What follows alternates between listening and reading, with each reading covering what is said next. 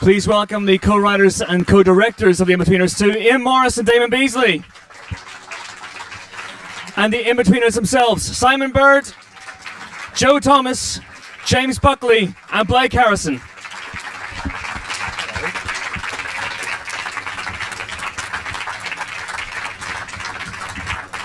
Hello. Hello all. Welcome. Now, I've been looking at the BBFC certification for this movie, which is 15, as expected, and it's rated 15 for strong sex references, very strong language, keep talking, drug misuse, and more importantly, nudity. Whose nudity?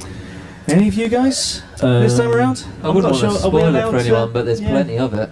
Not Joe for the first time ever, I think. I think we worked out we've seen every single part of Joe Thomas naked at some point between 3 series in a film, so Joe. That was partly why we'd said the last film was the last film with the last part of the story was because at that point we'd managed to get all of them in various states of undress. I think, who was the last one to fall? Simon Bird?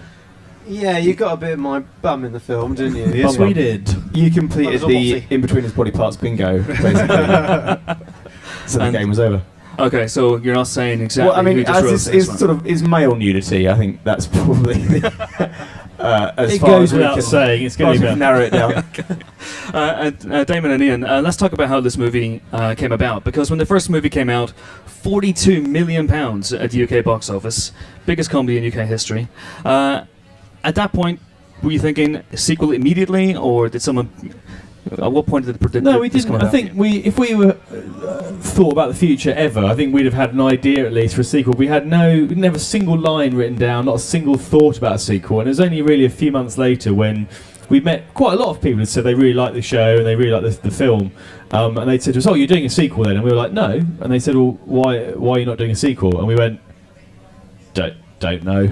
And they were like, you all fallen out, have you? We're like, no, we love working with each other, it's great. And they're like, so why aren't you doing a sequel? Yeah. And we were like, don't know.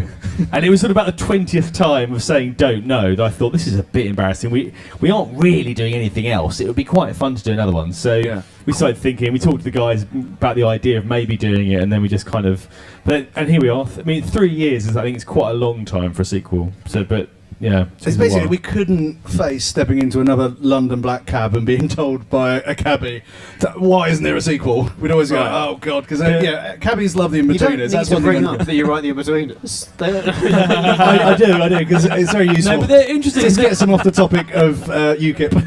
But they're quite good though, because the cabbies are an interesting mix. Because cabbies are basically an interesting mix, incredibly inquisitive, tenacious, and quite blunt. So they basically go, "What do you do then?"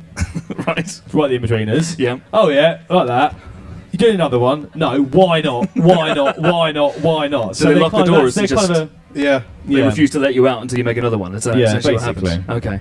And the guys, the actors, at what point did this come about for you? And were you reluctant in a way? Because I think numerous interviews. Yeah. I think we were really pleased with the last film that we brought out. We were really proud of it, and none of us ever thought it would become as successful as it did. So we just felt that was a natural end for the Inbetweeners. We'd all discussed it, and we were all like, yeah, what a great way to sort of finish the Inbetweeners. And then it sort of gets to the point where, still like 2.5, 3 years later, where there's still that interest. People are still saying, can you do another one then? And then, we've also got this great idea of going to Australia, and then we also really love doing it. There was no more reason, we ran out of reasons to not do it. Yeah, we forgot why we didn't want to do it. Basically. Simple as that. Yeah, I think we also massively underestimated, because, for us it was kind of like the final piece of the jigsaw, but actually, I guess for the audience, it was the first time they'd seen them on the big screen, and it worked, and it suddenly was like, well, these guys have got a life beyond the TV show. They really felt like movie stars. Sorry guys, but you did, and it was sort of almost insane not to give it another run, give it another go. So how many goes did you have before you hit upon the story for this film, in which they go to Australia?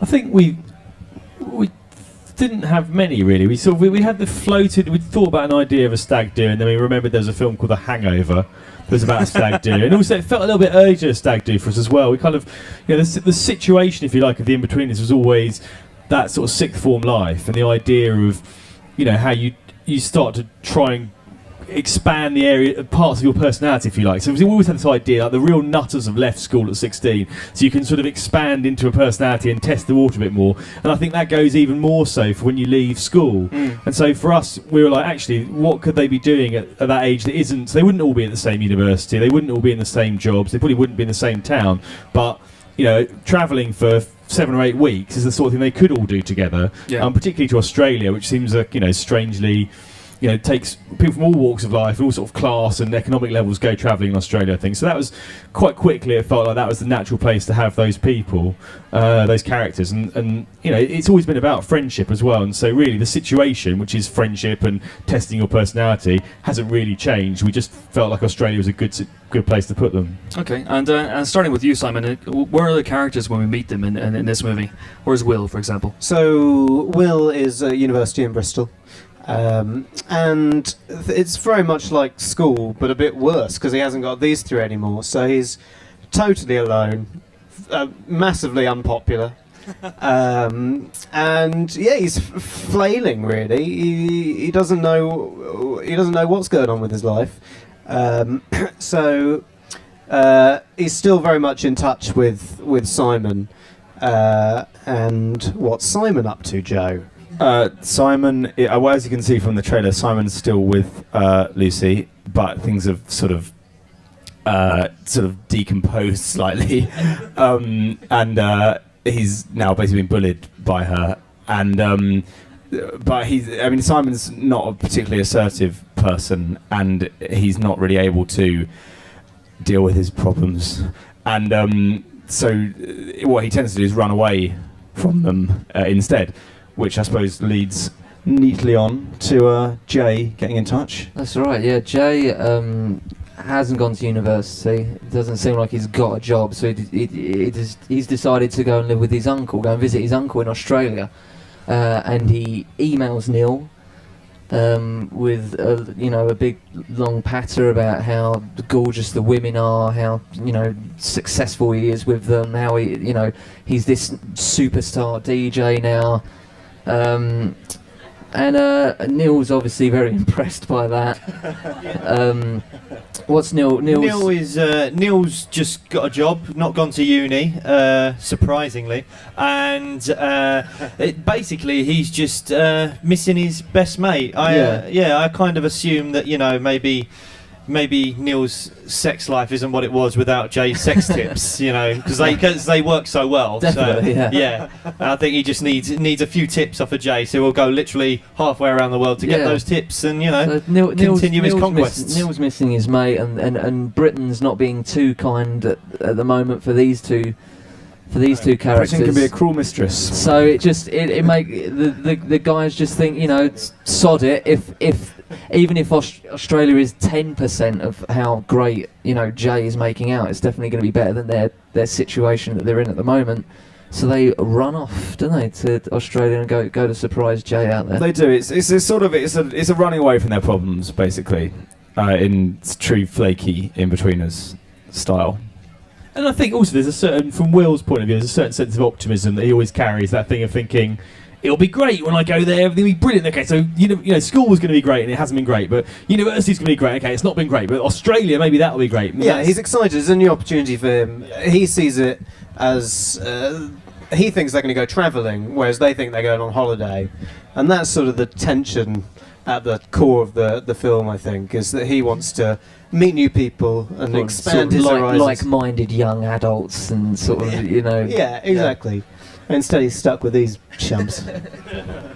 And as writers, did you want to create that sense in the movie of old friends who've been apart for maybe a few months, reconnecting and find it hard to reconnect in a way, that sort of awkwardness you get when you've been away for a while? Yeah, I mean, one of the I think, without giving too much away, one of my favourite scenes in the movie is when the boys finally meet up with Jay in Australia, and there is just all of that kind of like strange tension that exists between people who haven't seen each other for, at that point of your life. It's still quite a long time. Isn't it like 3 months? It probably feels like a lifetime to them. So that, that part of it was enjoyable. It's always a challenge, really, because at the start of the film we'd sent them to sort of different corners of the Inbetweeners universe, and then said earlier in the day, it's a bit like the end of Empire Strikes Back, and we have to get them all back together again.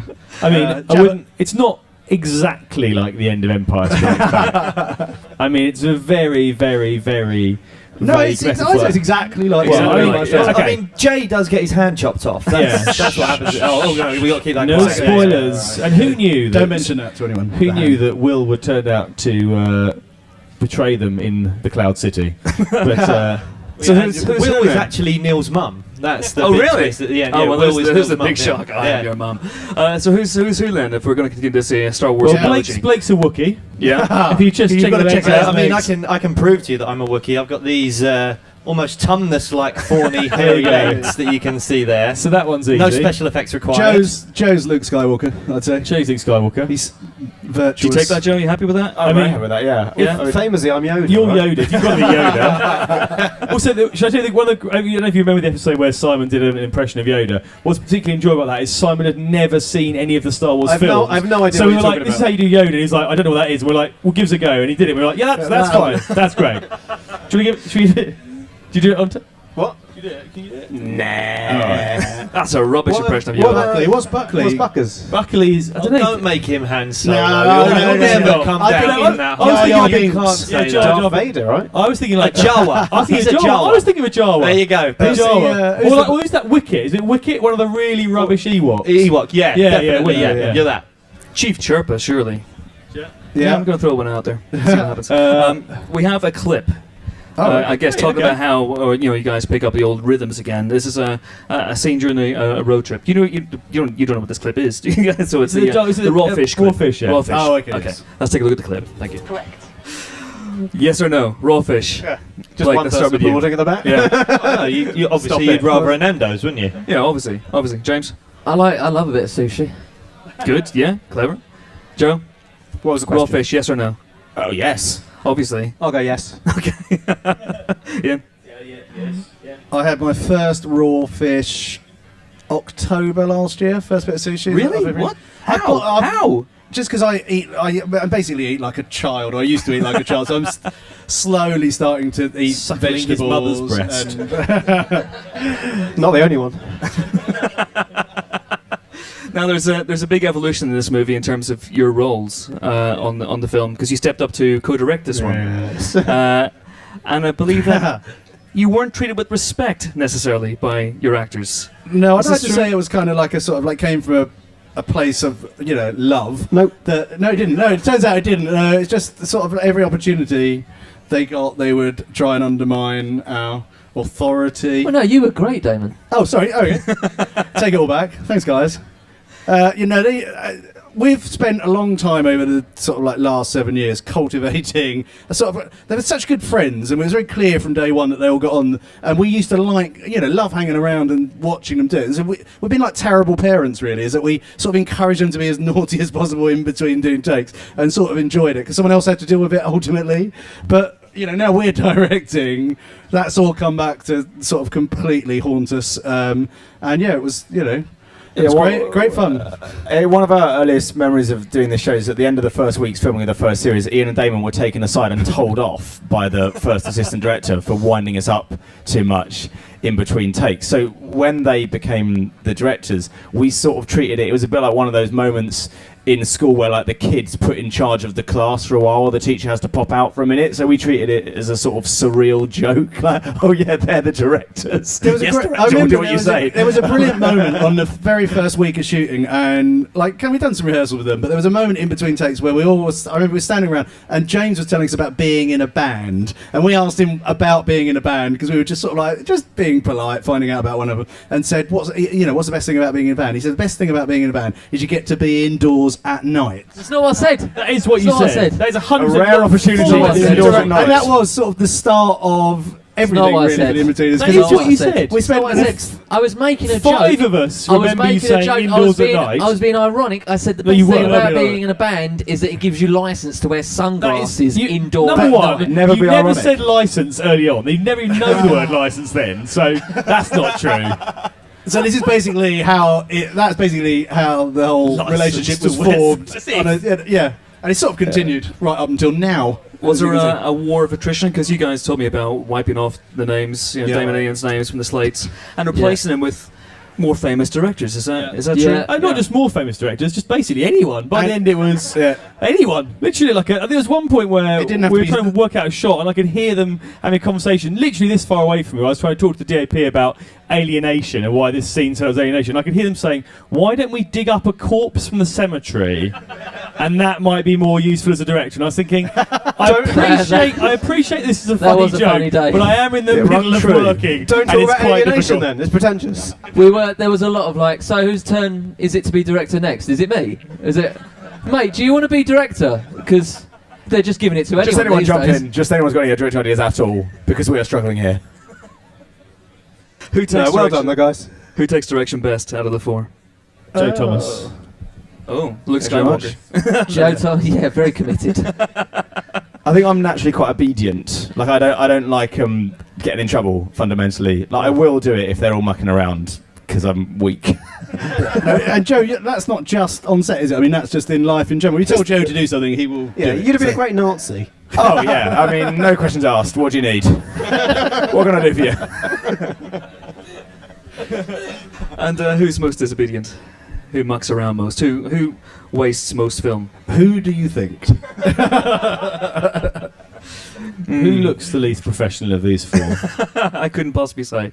Well, they're all pretty good, to be fair. No, there's not an awful lot of film wasted because, I mean, unlike I hear anecdotally about stars not coming out of their trailers and that. These guys just love being together. So actually being on set and mucking, they're there before us most mornings and just messing around and doing it. So Yeah, there was a time when we were at Sydney Harbour and it was sort of dusk and we were trying to set the shot up. It was a big sort of opening shot of Australia, and they were there on set when they didn't need to be, and we were like, okay, well that's great, and we're really happy you're here. And then we turned our back, literally just turned our backs, and you could hear Simon Bird and Blake saying to Joe, get in the harbour, get in the harbour. Oh. And then, as we turned back round, Joe literally had two legs over. He was holding on the back. We're like, Joe, don't go in the harbour. Go back to your train. There's no need for you three to be here. Don't put your face in the fire. Don't jump. It's in, always- don't always- jump in Sydney Harbour, Joe. We're about to start filming. always Go in back the and sit- background is Simon Bird.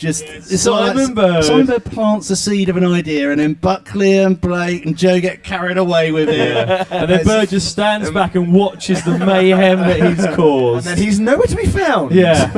Never blamed. Yeah. Just stand there going, well, look what they're doing over there. He's very much the Charles Manson of the group. Yeah. You're kind of like, I'll take that. So we've got Yeah. Charles Maybe like Manson, Nietzsche. a Nazi, a perfect Nazi. yeah, That's going well. yeah. So, I mean- what was the experience like of filming in Australia, though? Because I know you were obviously in Sydney, but you were also in a place called Marrie, which is way in the outback.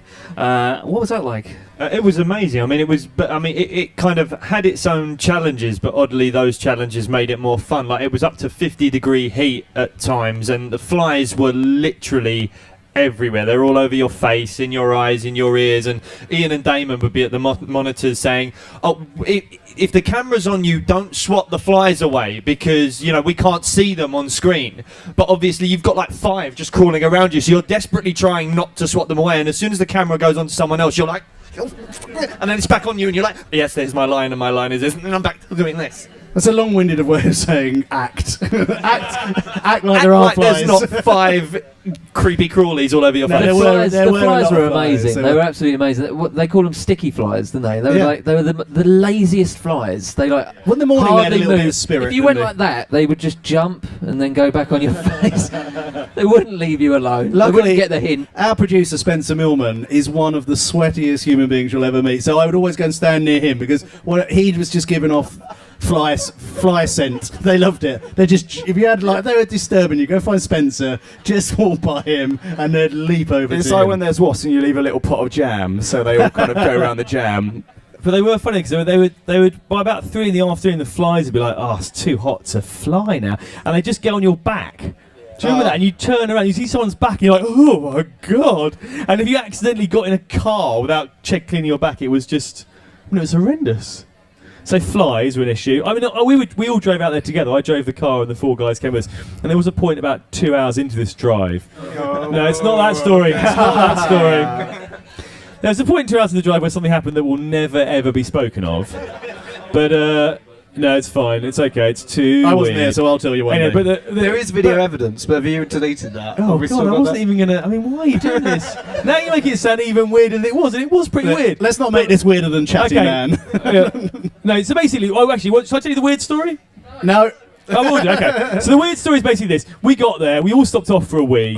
They went out for a wee, and then we were like, The look, point is, there's you're no totally here. alone. Totally You're alone. totally alone. Yeah. There's We'd no seen one no around. cars, we'd seen nothing at How all. often does that opportunity In your life, come you know, literally nothing, miles around, 2 hours driving, could do nothing. anything. Nobody could do anything. And what the story I was going to tell you was that there was a point where I was thinking, I wonder if this is how proper film directors work, which is to get an idea of nowhere in the desert, they go to nowhere in the desert with everyone. It's a bit like saying, we want to shoot a thing on the moon, we better go to the moon. I mean, it's that kind of level of control. Anyway, so we're driving, we stop for a piss, everyone has a look around. There's like, and Joe said, I think, this is incredible. There's nobody here. We could literally do anything. And then James came back from with his trousers around his ankles, in his pants, because he was like, we can do anything we want. And it was quite funny. And his horrible old Y fronts he wears during the day, as we learned today, boxers at night, Y fronts during the day.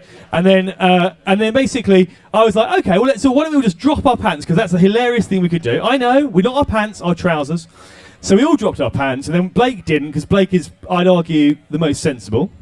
And That's then, fair, and then we were yeah. like, It was like the sensible one in we were Lord like- of the Flies, who but you eventually can't gets see. killed. You can see nothing. You can see nothing miles around. So basically, I know. And he said to me, and it's weird, and it's not. It doesn't get better. I'm just saying you weren't walking away wondering what it was. I'm just going to tell you it's the weird thing. It's going to be over soon. There was a weird bit And where we then were going to basically- Blake, like, take your Blake- trousers down. Take your trousers down. I think at one point, Blake, join in. I think What's at one the point we matter were with like, you, weirdo? we were literally like, come on, Blake, be a team player. So anyway, Blake turns around. He's about to do it. We're all facing this way, sort of, and Blake goes car, and we go. He starts getting. He happens in a car for 2 hours, and so we're like a panic and everyone putting tripping up, trying and to we're pull trying to We trying must to have run. looked like the biggest Fuck it, freaks. I mean, this It's is like the classic, weirdest like, thing. They've Because driven it's out to not- the outback together. But it's not even that. It's just Get away like from it's their just. wives. And it's not even that. We're not even. We were stood in a circle. We're stood in a circle with our trousers on our ankles. We're not even. Do you know what I mean? Like nothing's happening. It's just totally weird. And then we're like, oh, car! So we sort of bundle back in the car. We're like, okay, at least it's going to be the first assistant director and the director of photography who we know really well. And they drove past. It wasn't even them. It was just some people. We're like, No, do you know oh who my it was? God. It was like when we went to the desert, we had to get different caterers who we'd never met before, who sort of ran the unit, and it was them. So it wasn't just that they went by and never saw you again and thought it was weird. They turned up at the hotel later on. They'd never seen you before. They didn't even know who you were. Then they saw you when they yeah. arrived, and I saw them all get in a huddle immediately and start saying, I know, I "Those spotted guys, them as weird well. I guys spotted who them like straight drop away, the trousers. and They must be were staying here as blatantly well." talking to each other, going, "Well, they get up to some weird stuff." And it was so weird because it was sort of. It wasn't sexual. It just looked very, very. And bear in mind, if you've been in the desert and you've seen nothing for 2 hours, to then see that, as you sort of come over a rise, oh, that must be some. Well, that's The weird. bit where there is a video But of there it. was The a bit where they're bit. There was bullying a bit where Blake we were so scared because we thought they're going to be like these outback tough guys. They're going to see a load of sort of British poms with their trousers around their ankles, and they're just going to shoot us. They're going to lynch us or something. On reflection, it's quite weird that we were videoing it. Yeah, it's all No, but videoed as I well. started videoing because what happened was I started videoing because what happened is that again there's nothing, there's incredible vastness, and the road is kind of like just a bit that's been over a bit more, so it's not even like it's curbs or anything like that. And James went for a wee, and Blake stood honestly 4 feet to the right of him, and he right could have next to me. stood He stood right next to me. He could have absolutely got anywhere. The outback I is mean, a dangerous place. It's best it's- to wee in company. It's honestly like the vast. So I took it out to take a shot of there's James weeing, and then slightly to the right, there's this endless sort of blue sky and horizon. So that's why I was videoing it, and then obviously too good an opportunity to miss when we all. Anyway, look, you must have other questions. You must have other Moving questions. So this isn't. These cameras aren't recording. That's fine. That's not streaming live the internet right now. Is it? I don't think I can ask a question that would possibly follow that up. So I'm going to throw it over to you guys now. If you have any questions for Damon and Iain in the cast, then please do put your hands I up. think we've silenced them. Stunned. Just why? So Can lady we, here in can the we front leave? row. Let's all take our trousers off, shall we? Hello. It's very liberating. I am Australian. Oh, yay, we love Australians. Yeah. So a lot of sort of like British and American films have a lot of Australian stereotypes when they're set in Australia. What sort of stereotypes can I look forward to as an Australian in this film? Well, you name them. Oh, Yeah, if you Jay's watch, got a lot of if them, you hasn't watch he? the first 5 minutes of the film, we tick them off pretty Yeah, well. We try to get them out of the way, Yeah. don't we? Yeah, I think so. I lived in Australia when I was 15 for 6 months as an exchange student, so I've tried to replicate a lot of the things that happened to me then, which is just lots of terrifying men in Queensland, really. But there's also drop bears. We've put some drop bears in, so you'll enjoy that. They are very scary, the drop bears, so... What are drop bears? Blake, Buckers. oh, well, would actually, you- Blake, you got... Blake, you know about drop bears, don't you? Well, You got done, didn't you? no, Joe did. Joe got very convinced Joe that there got- was. Yeah, I got- Tell the story. And Tell the he story. he basically didn't get the joke and got done twice about Tell the the drop story, bear. though. It's a what story was that it? So James unfortunately was working on this day, so me, Simon and Joe, in classic Inbetweeners fashion, went on a wine tasting tour, and there was a couple of Australians that came with us, and when we went out for a little bit of lunch, they were basically talking about, you got to make sure you watch out for the drop bears. They're these bears, they're about, kind of that kind of size, and they will just drop out of the trees, and they've got such long claws that they just dig into you and just don't let go.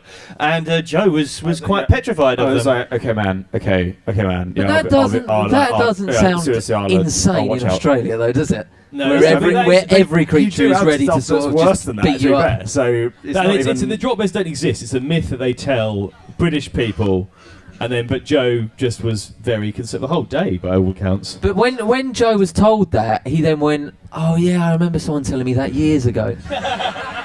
He'd forgotten that he'd already been told about the drop bears, and then was like really getting anxious over these drop bears again. Yeah, that is true. Any more questions? Cheers, guys. Great show. You said You said that this one was like The Empire Strikes Back. So do you think there will be a Return of the Jedi equivalent? Oh, Interesting. No. This is more like The Empire Strikes Back and Return of the Jedi into one. And also, it's nothing like any of those things as well. No. I mean, being serious, we talked about the last film was originally the end point for us, and for mainly down to the fans and the success of the first film, we felt we had to at least try and give another story a crack. But this one really is. I think there's the thing with the Inbetweeners.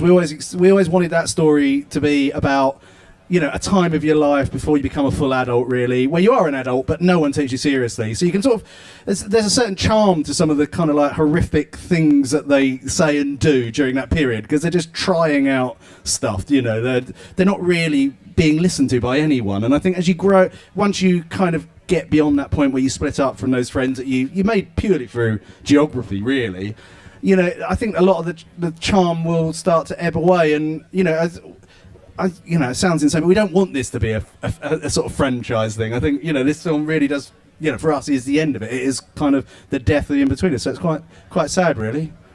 Yeah, we're all quite sad about it, but I think we're all we like to do bigger and better each time, and I think we've really, as I described earlier, shot out loud on this film. We went out to Australia, and it's epic, basically, for especially for a British film, and I don't think we're going to manage to top that, unfortunately.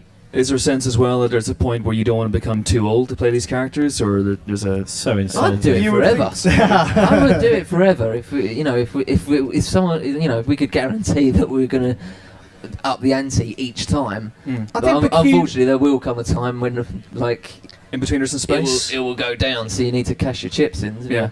Yeah, I think a lot of long-running comedy characters, but we sort of found them when they were adults, and so they're sort of like they can exist in probably endlessly. But I think with the part of what it is to be an in-betweener is definitely something to do with that age in your life. That's what we're exploring, and I think that's we've taken it really to the end point of that. So no, we're not doing any more. But at the same time, everything's a trilogy these days, and you never know. You might get an. Oh, we might do a prequel, and with child actors. Yeah. Any more questions? There's a gentleman over here with his hand in the air. Thank you. And then right at the back as well. Hi guys. Obviously you guys have created some amazing iconic slogans in your time, something to do with buses, for example. which I've shouted to several people on occasions. Now I'm one of them. But in terms of when you're on set, what's the kind of ratio between the improv side of it and how much of that sort of stuff is created while you're there versus how much is scripted? Iain and Damon spend so long on the scripts, so they're pretty much set in stone by the time we get on set.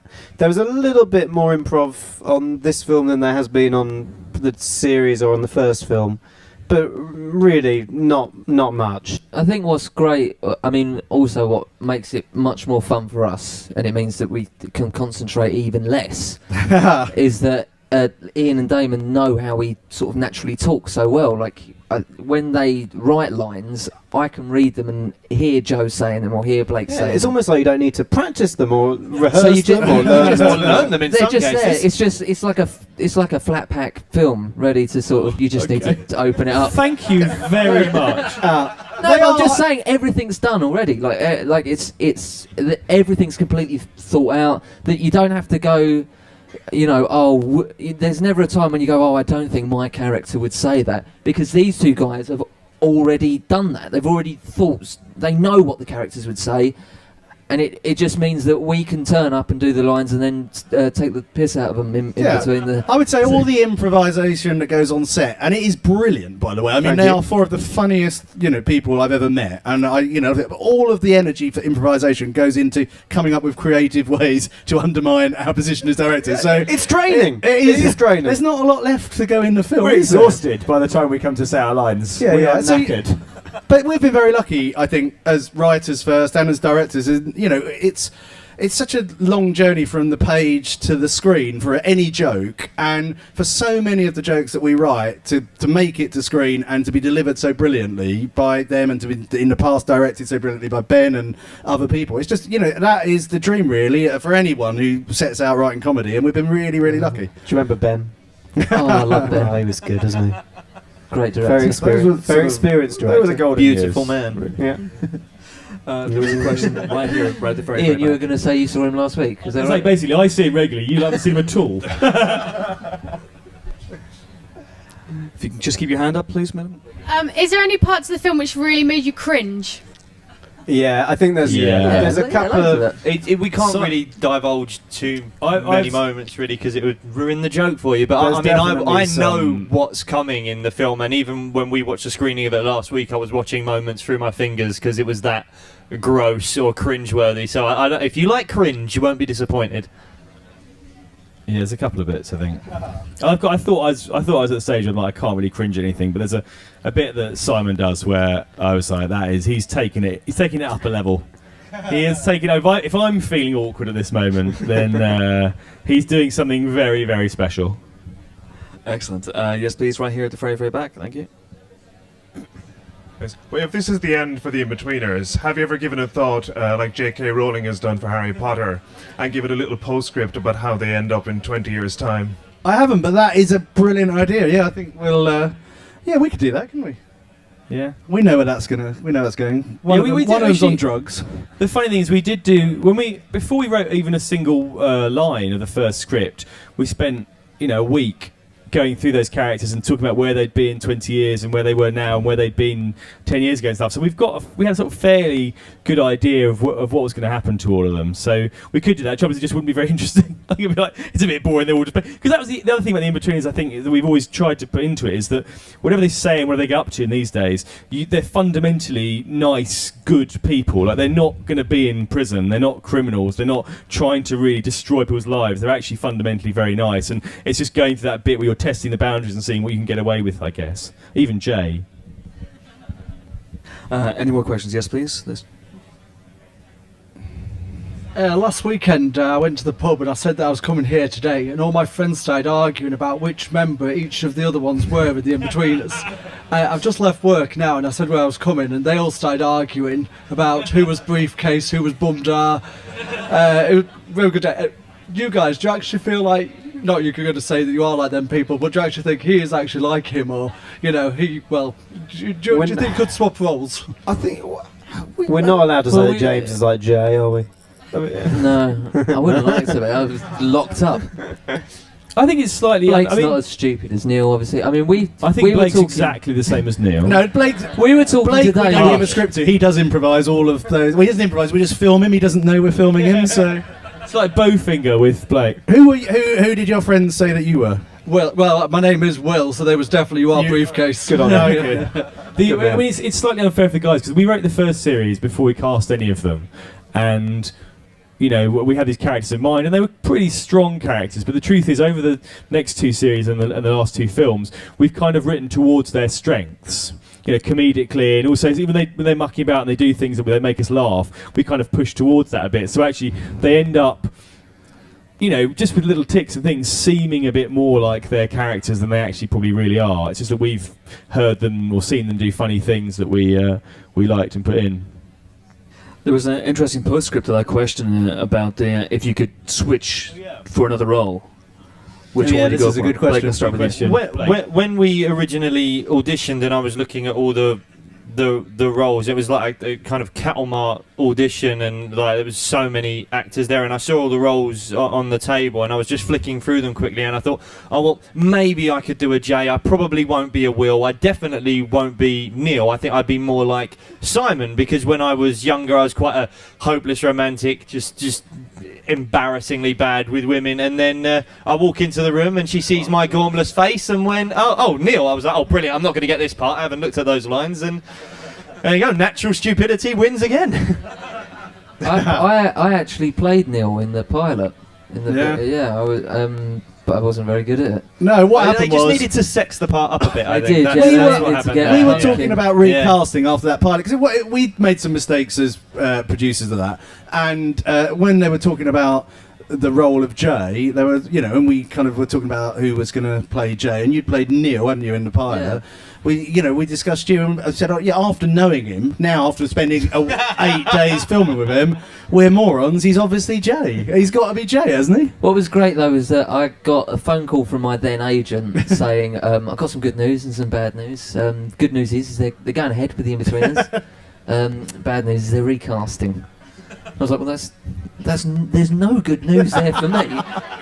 You're fired. Is your agent Darren Lamb from Extras? I think, yeah, it was pretty much that. Thomas, who would you play, Buckley? But no, that's the thing as well. I wouldn't have known about the audition for Jay, because I sent you a message saying, oh, like, well done, congratulations, gutted I'm not going to come along for the ride. And then you went, no, we're seeing you next week. Would you mind if you came in and maybe read for the role of Jay? And I went, well, yeah, no, I wouldn't mind at all. I'd love to. I'd just been told I hadn't had a job 5 minutes ago by my actual agent. But it's me, because I've got reached out to you, I've managed to possibly get some more work. So does that mean you owe Damon 10% of everything you've earned since? Is Damon your... Yes. your You got yourself 10%. You just listen, that's your own commission. I've made you money. I've made you enough money. Who else would you play? Who else would you play? Who else would I play? Who did I say earlier? You said Neil's dad. Neil's dad, yeah, I'd like to do that. I'd get like a bald wig. Alright. Neil. Joe? I don't know. I mean, again, when I was reading for it initially, I think Will and Simon were the two ones that seemed kind of maybe doable to me. I think because they were both sort of poshish, and I mean, but I don't think they were. I think not supposed Simon to, definitely wasn't. they're not meant to be, are they? In fact, when we finished doing the first series, it's Damon and they sent us all like a card to say thanks for doing it. I think it was Damon put in my card. Thanks so much for playing Simon. We never thought he could be so funny, and then in brackets also weird, which probably wasn't really the point of what they wasn't really what they're after. So I think by this point we've kind of moulded so much of our characters. I don't think any of us could play any of the other ones. Who'd you like to? I do love Neil. I mean, I think I love his innocence. Good choice. Good choice. Yeah, he's got a good heart. I think he's quite kind. Yeah. So yeah. And I'd go Simon. with I quite like if I could play Gilbert and Greg Davies could play Will. I think a short Gilbert and a tall Will would be pretty funny. Pretty good, that. That'll be amazing. I think we've got time for one last question. Yes, please, right here in the front row. Hi guys. what are your plans now the Inbetweeners has ended for good? Well, what's really great about the Inbetweeners is that it gives us a lot of time to sort of decide what we want to do next, and none of us ever rush into doing anything unless we really want to do it. And Blake does a bit. Yeah, I've got various sitcoms and shows that only ever go for one series. I'm sure they'll, I'll keep getting more of those. But Keeping Rosie is still out at some picture house cinemas. If you want to go and see me do some kind of psychological shut up about Keeping Rosie. Rosie. Just stretching my acting muscles, doing something serious. No big deal. Can Don't you worry get about out it. of Maxine Peake's arse for 1 minute? Oh, well, make me, mate. But yeah, I think. What are you doing, Joe? I mean, I suppose a little we bit. like writing, don't we? I We think both, we've all I got think, into writing. yeah, and I think Simon as well. I think we all kind of have ambitions to try and write something of our own. And in a way, Iain and Damon. Good luck. Well, and then maybe we can direct it one day, and then the cast can mercilessly take the piss out of us until we're on the verge of a nervous breakdown. So yeah, that. I've got the nervous breakdown It sort of bit suits nailed. me as well because I've got sort of 2 kids at home and stuff, so I can write and I can be at home, and that's what I'm going to spend the next year of my life doing, I think. Simon? Indoors during the day. Indoors at night. Sunglasses at night. Yeah, ditto. Really, I've got a few things bubbling under. Don't worry about that. I'm trying to write an adaptation of a Philip Pullman book. Which won't be. That's basically it. It's a bit like Blake doing his serious acting. I'm really clever and I want to be taken really seriously. But also we're trying to write some other comedy stuff, which will be much better than that. I'm planning to become an expert at jet skiing. That's my. I've got to find a lake somewhere in Dorset that allows jet skiing, if anyone knows that. But that's it, yeah. Going to spend my time wisely. Have you jet skied before? Just the one time. We went out just before the start of the shoot. You've been obsessed with it ever since. I absolutely love it. We went out, though, and we took the boys out for a treat, because they'd done it before last time they were in Australia. It's sort of like a little tradition, wasn't it? Yeah, it was. Two of the funniest times I've had have been jet skiing. Once in Malia and once in Surfers Paradise. The Malia one, I'd broken my wrist and just come out plaster about a day before. And I was like, I'll be fine in a jet ski. And we got out and basically I couldn't hold onto the bike on the wave. So whilst everyone was going really fast, and it was in my eyes, I couldn't wipe my eyes. I couldn't take the other hand off the thing. So I was basically like this. What was brilliant was that because of the way Iain is, he's sort of an expert on everything. So it was like, follow me, lads. So he because he was in front, he would then set the speed for the rest of us. And they're called jet skis, but he got to the first wave and crashed into it. And just the wrist has gone, and then we just had to sort of potter about in a circle. Very slow. We had to keep sort of 50 feet away from him. And we're like, God, this is boring. So the second time we did a jet ski safari in Australia, which you can do for 3 hours. And the 2 highlights of that were the people that ran it, because you have to do a safety talk beforehand. So the safety talk in Malia was literally a bloke going, that start, that stop, off you go. Safety talk in Australia was 50 minutes? It was on a DVD. It was on a DVD, and it was basically him standing next to the DVD, which was him standing next to the same wall saying things. It was by the way, it was talking about Australian stereotypes. It was the most Australian you could imagine anyone could be, because he was wearing stubbies and and a full make a DVD at 45 minutes length, because he had to add, every time there was an accident, he had to add a new section to his DVD. The insurance. And he was skipping through it. He was fast forwarding through those bits and going, those have been But then fine. he sort of goes, I'll tell you this bit. And we're like, it's the bit you're telling us is exactly the same as what's on the DVD. But he'd be like, so basically what you might think is you see your mate fall off and you think, I'm going to go right up to him and do a big curve and just smash him in the face, but don't do that. And we're like, okay. Please resist the urge. Some idiot was there, and he caught the wake of a boat, and he's just gone in the air, and he's up there, and he's about sort of 15 foot in the air, and he's just hovering there, and you know what you're thinking? I wish I had a camera right now to take a photo of this moment. It looks awesome. We're like, no, that's not what it is. He's like, and he's up in the air and he's going, I wish I had a camera, and it looks awesome. And we're like, did he die? Anyway, and there's another thing you can't do. We're like, well, that's just like a story about something that The only thing we really needed to know was that you had to connect yourself to the ignition, so if you fall off, the ignition comes out and the jet ski doesn't run off. And so at the end of this 2 hours, it was brilliant. Being all around this the bay. day before, they took us. the producer would phone me and gone, Ian, I don't think you should do it. I said, it's a tradition. We did it in Malia. So it's insurance. You shouldn't. It's insurance issues. Don't take the cast out. It's a tradition. We did it that one time. And I said, look, I don't care what the insurance say. Tradition. They're going to be fine. We're doing this. We're taking them out. Sorry, go. No, but that was it. And then when we got at the end, because it'd been in a bay, so it was very calm. And then he just took us out into some slightly choppy seas, where just the mouth of the bay where it met the sea, and the sun was setting, and all I saw up ahead was a bit of a kerfuffle as everyone stopped. And Joe had managed to fall off of his jet ski into quite rough water. And the only thing we needed to know was that you had to connect yourself to the safety sort of dead man's key, they call it. He hadn't bothered to do that, so the jet ski just jet ski's going off. The waves are about 6 foot. He's disappearing. And it's sort of shark water. This is like shark feeding It time. was dusk, shark infested water. And then so that was bad. I was like, okay, Joe's got back. And then we drove back. And bearing in mind, we were shooting, I think, the next day, and their faces are relatively important for the film. James got head-butted a bee. Yes. Stuck by a bee on the head. I thought. I was like, oh, I think I might be in trouble Because now. I was behind Blake. And I thought that maybe like a stone had got into the jet and hit me in the head, but then it carried on stinging for so long. I didn't know what it was, and I sort of worked out that I'd maybe have just, because we were going so fast, I just like head-butted a bee and it just stung me the side of my head and it sort of blew up a bit. Not recommended. Not recommended. On that bombshell, that's a great note on which to end. Thank you so much for coming. The movie's out next Wednesday. Thanks for your questions. Thank you very much, everyone. Thank you very Thank you. much. Simon Bird, Joe Thomas, James Buckley, and Blake Harrison. Thank you. Chris. And then, we've also got this great idea of going to Australia, and then we also really love doing it. There was no more reason, we ran out of reasons to not do it. Yeah, we forgot why we didn't want to do it. Basically. Simple as that. Yeah, I think we also massively underestimated, because, for us it was kind of like the final piece of the jigsaw, but actually, I guess for the audience, it was the first time they'd seen them on the big screen, and it worked, and it suddenly was like, well, these guys have got a life beyond the TV show. They really felt like movie stars.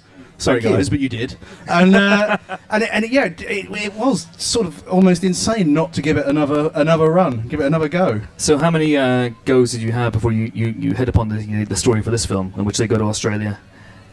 I think we didn't have many really. We had we thought about an idea of a stag do, and then we remembered there was a film called The Hangover. It was about a stag do, and also it felt a little bit early to a stag do for us as well. We kind of, the situation. We met quite a lot of people who said they really liked the show and they really liked the film, and they said to us, "Oh, you're doing a sequel then?" And we were like, "No," and they said, "Well, why are you not doing a sequel?" And we went, "Don't know." And they were like, "You all fallen out, have you?" We're like, "No, we love working with each other. It's great." And they're like, "So why aren't you doing a sequel?" Yeah. And we were like, Don't know. And it was sort of about the 20th time of saying don't know that I thought, this is a bit embarrassing. We aren't really doing anything else. It would be quite fun to do another one. So we started thinking, we talked to the guys about the idea of maybe doing it, and then we just kind of, and here we are. 3 years I think it's quite a long time for a sequel. So, but yeah. It's basically, we couldn't face stepping into another London black cab and being told by a cabbie, why isn't there a sequel? We'd always go, oh God, because cabbies love the Inbetweeners. That's one thing. That you write the Inbetweeners. I do, because it's very useful. No, but they're interesting. This gets them off the topic of UKIP. But they're quite good though, because the cabbies are an interesting mix. Because cabbies are basically an interesting mix of incredibly. Please welcome the co-writers and co-directors of the Inbetweeners to Iain Morris and Damon Beesley. And the Inbetweeners themselves, Simon Bird, Joe Thomas, James Buckley, and Blake Harrison.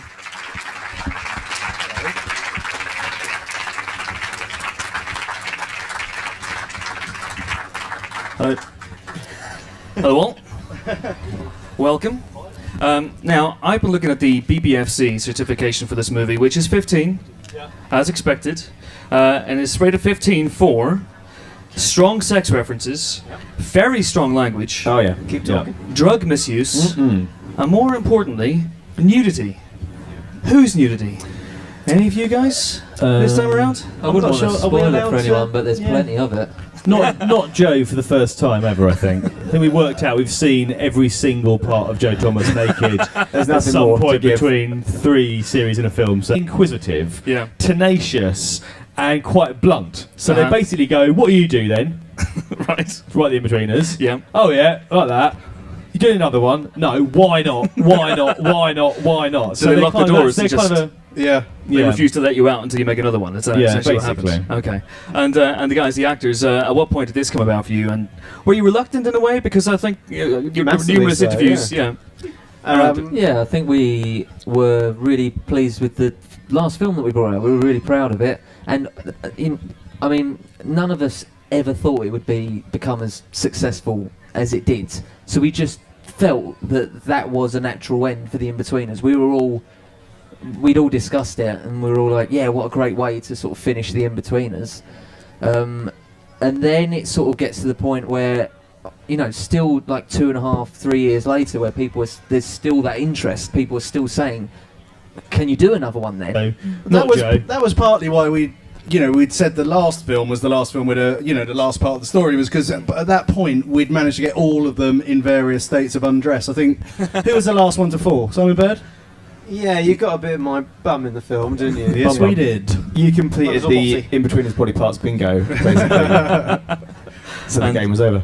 Okay, so you're not saying exactly. Well, I mean, who just wrote as this one. sort of is male nudity. I think that's probably as it far goes as we without can, saying. It's going to narrow it down.